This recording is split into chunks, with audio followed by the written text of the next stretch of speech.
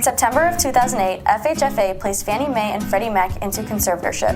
The intention was to provide financial support to the entities and enable them to continue to provide liquidity and stability to the mortgage market. In accordance with the Federal Housing Enterprises Financial Safety and Soundness Act of 1992, as amended by HERA, FHFA is authorized to take action that is necessary to put the regulated entity in a sound and solvent condition, and is appropriate to carry on the business of the regulated entity and preserve and conserve the assets and property of the regulated entity.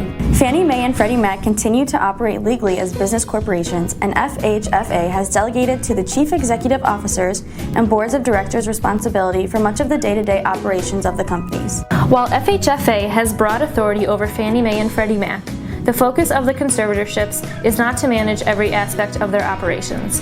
Instead, FHFA leadership reconstituted Fannie Mae and Freddie Mac's boards of directors in 2008 and charged them with ensuring that normal corporate governance practices and procedures are in place.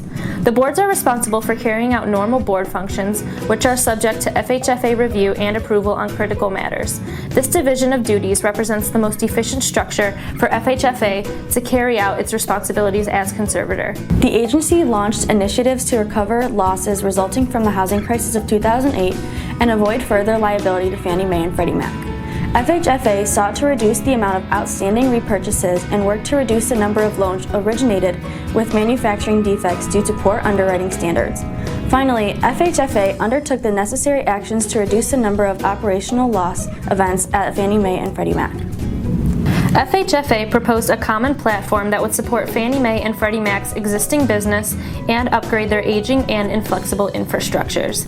This would save taxpayers the costs of maintaining and upgrading two parallel structures in the future, although building such a platform means upfront information technology costs.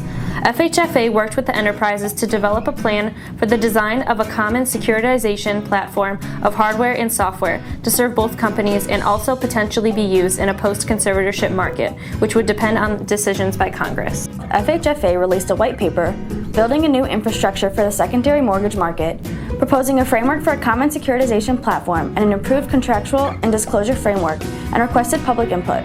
The white paper sought to identify the core components of mortgage securitization that will be needed in the housing finance system in the future. Along with the white paper, FHFA joined Fannie Mae and Freddie Mac in outreach to a full range of stakeholders, including a variety of industry participants. FHFA worked with the enterprises to use the feedback gathered on the securitization platform prototype to align key contract features and practices and address additional protections investors require. This effort has taken several years. Long-term, continued operation in a government-run conservatorship is not sustainable for Fannie Mae and Freddie Mac because each company lacks capital, cannot rebuild its capital base, and is operating on a remaining finite line of capital from taxpayers. Until Congress determines the future of Fannie Mae and Freddie Mac and the housing finance market, FHFA will continue to carry out its responsibilities as conservator.